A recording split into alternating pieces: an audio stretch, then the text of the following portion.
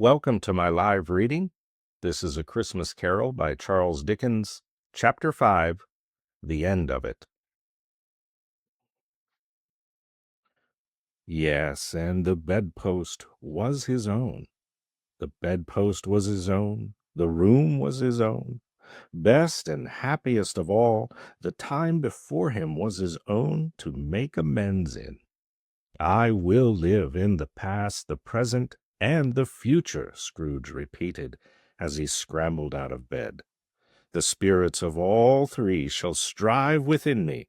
Old Jacob Marley, heaven, and the Christmas time be praised for this. I say it on my knees, old Jacob, on my knees. He was so fluttered and so glowing with his good intentions that his broken voice would scarcely answer to his call. He had been sobbing violently in his conflict with the spirit, and his face was wet with tears. "They are not torn down," cried Scrooge, folding one of his bed curtains in his arms. "They are not torn down, rings and all. They are here. I am here. The shadows of the things that would have been may be dispelled. They will be. I know they will be."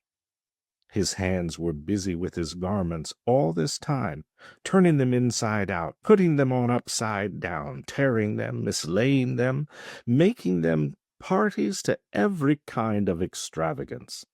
"I don't know what to do," cried Scrooge, laughing and crying in the same breath, and making a perfect lacoon of himself in his stockings.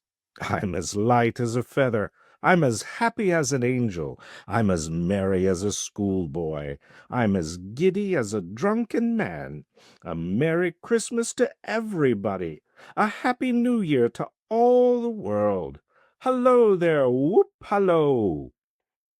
He had frisked into the sitting-room, and was now standing there perfectly winded.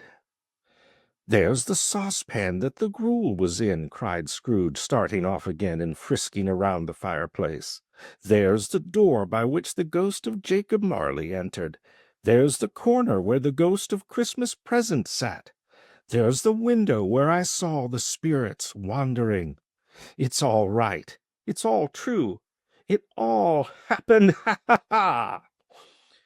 Really, for a man who had been out of practice for so many years, it was a splendid laugh, a most illustrious laugh, the father of a long, long line of brilliant laughs. "I don't know what day of the month it is," said Scrooge. "I don't know how long I've been among the spirits. I don't know anything. I'm quite a baby. Well, never mind. I don't care. I'd rather be a baby. Hello! Hello there!" He was checked in his transports by the churches ringing out the lustiest peals he had ever heard. Clash, clang, hammer, ding, dong, bell, bell, dong, ding, hammer, clash, clash. Oh, glorious, glorious! Running to the window, he opened it and put out his head. No fog, no mist, clear, bright, jovial, stirring, cold, cold, piping for the blood to dance in. Golden sunlight, heavenly sky, sweet, fresh air, merry bells. Oh, glorious, glorious!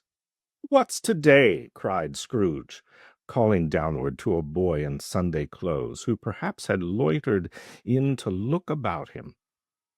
"Eh?" returned the boy, with all his might and wonder. "What's today, my fine fellow?" said Scrooge. "Today?" the boy replied. "Why, Christmas Day." "It's Christmas Day," said Scrooge to himself. "I haven't missed it. The spirits have done it all in one night. They can do anything they like. Of course they can. Of course they can. Hullo, my fine fellow!" "Hullo," returned the boy. "Do you know the poulterers in the next street but one at the corner?" Scrooge inquired. "I should hope I did," replied the lad. "An intelligent boy," said Scrooge. "A remarkable boy."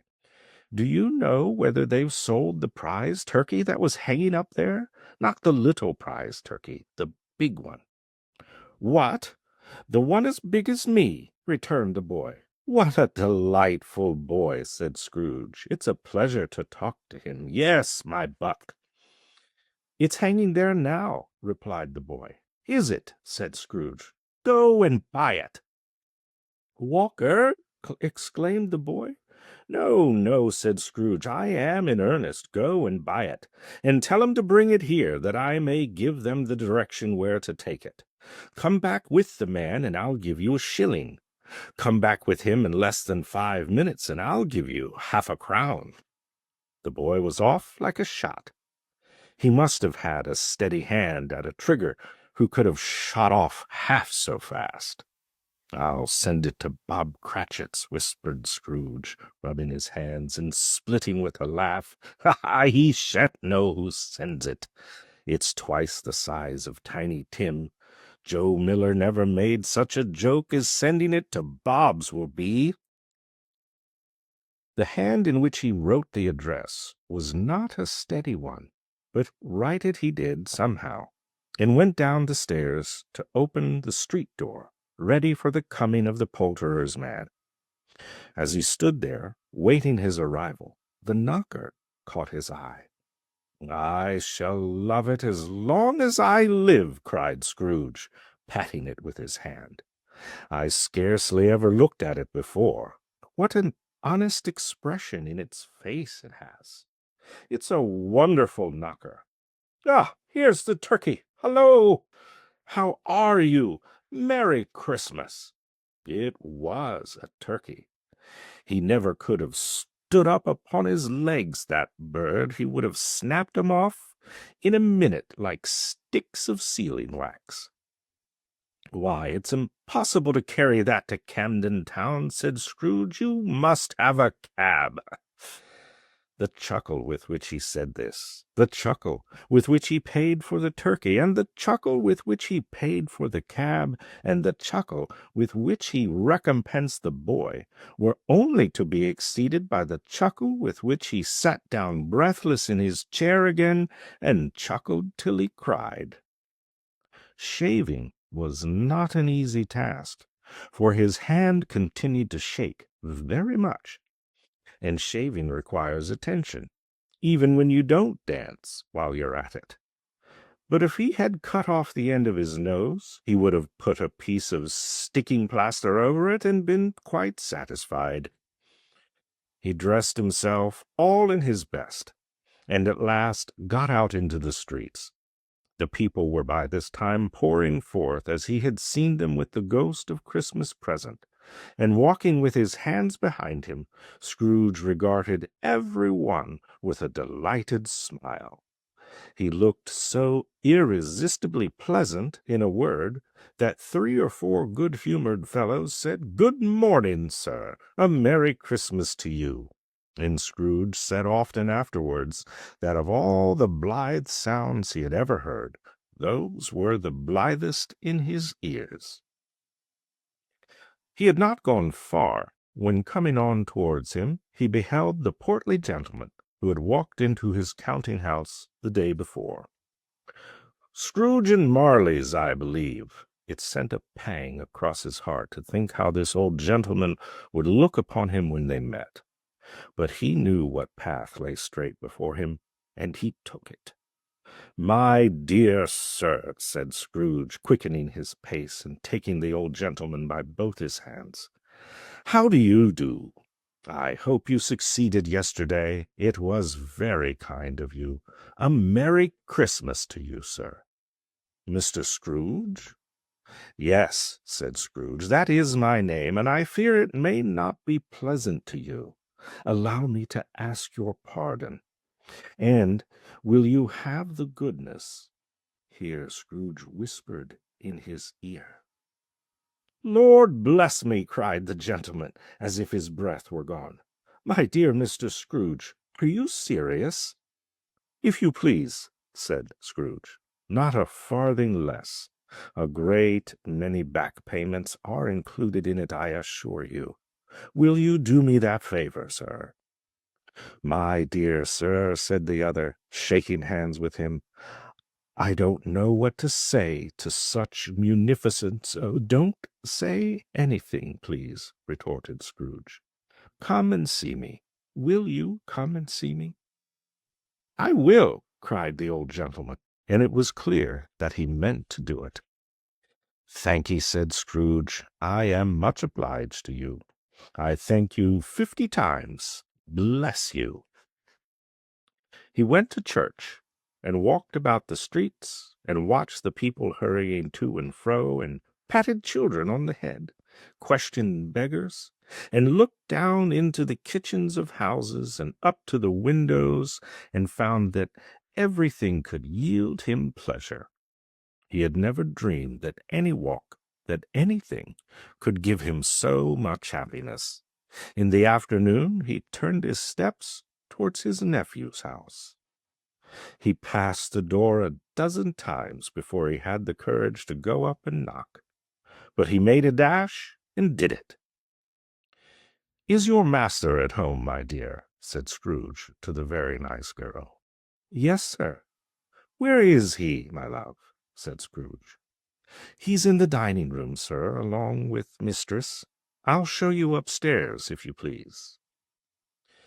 "Thank'ee, he knows me," said Scrooge, with his hand already on the dining-room lock. "I'll go in here, my dear." He turned it gently, and sidled his face in round the door. They were looking at the table, which was spread out in great array, for these young housekeepers are always nervous on such points, and like to see that everything is right. "Fred," said Scrooge. Dear heart alive, how his niece by marriage started! Scrooge had forgotten, for the moment, about her sitting in the corner with a footstool, or he wouldn't have done it on my account. "Why, bless my soul!" cried Fred. "Who's that?" "It is I, your uncle, Scrooge. I have come to dinner. Will you let me in, Fred?" "Let him in?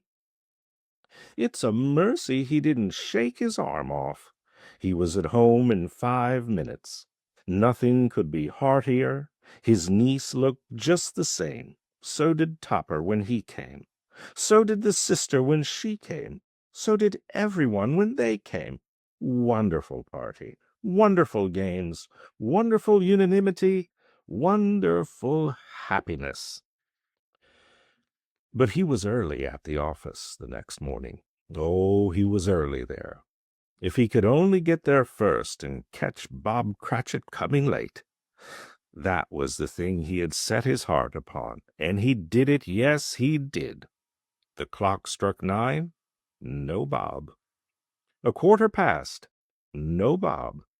He was a full 18 minutes and a half behind his time. Scrooge sat with his door wide open, that he might see him come into the tank. His hat was off before he opened the door, his comforter too. He was on his stool in a jiffy, driving away with his pen as if he were trying to overtake 9 o'clock. "Hello," growled Scrooge, in his accustomed voice, as near as he could feign it. "What do you mean, coming in here at this time of day?" "I am very sorry, sir," said Bob. "I am behind my time." "You are," repeated Scrooge. "Yes, I think you are. Step this way, if you please." "It's only once a year, sir," pleaded Bob, peering from the tank. "It shall not be repeated. I was making rather merry yesterday, sir." "Now, I'll tell you what, my friend," said Scrooge. "I'm not going to stand this sort of thing any longer.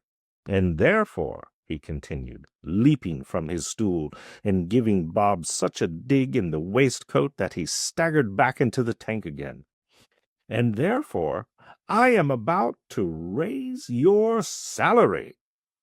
Bob trembled, and got a little nearer to the ruler.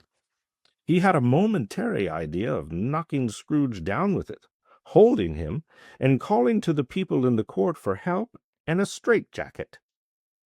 "A Merry Christmas, Bob," said Scrooge, with an earnestness that could not be mistaken, as he clapped him on the back. "A merrier Christmas, Bob, my good fellow, than I have given you for many a year. I'll raise your salary and endeavor to assist your struggling family. We will discuss your affairs this very afternoon over a Christmas bowl of smoking bishop, Bob.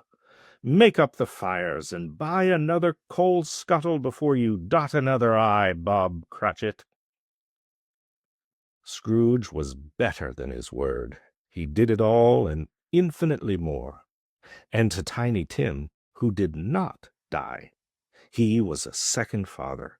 He became as good a friend, as good a master, and as good a man as the old city knew, or any other good old city, town, or borough that is in the good old world.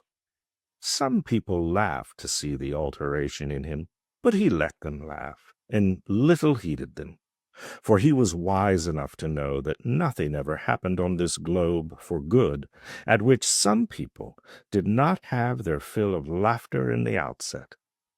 And knowing that such as these would be blind anyway, he thought it quite as well that they should wrinkle up their eyes in grins as have the malady in less attractive forms. His own heart laughed, and that was quite enough for him. He had no further intercourse with the spirits, but lived upon the total abstinence principle ever afterwards. And it was always said of him that he knew how to keep Christmas well, if any man alive possessed the knowledge. May that truly be said of us and all of us. And so, as Tiny Tim observed, God bless us, every one. Well, that's the end of Dickens' A Christmas Carol. I hope you've enjoyed following along, and may it truly be said of us that we've learned to keep Christmas well. I've really enjoyed reading with you, and I'm excited to announce my next live reading. On December 24th, I'll be streaming A Visit from St. Nicholas by Clement Clark Moore. This is commonly known as 'Twas the Night Before Christmas. And please stay tuned for announcements of future series where I'll take us through everything from great poetry and literature to selections from the Bible and other spiritual works. I hope you'll join me for everything that sparks your interest. Once again, my name is Kevin Kidd. This has been a live reading of A Christmas Carol by Charles Dickens. Thanks very much for joining me.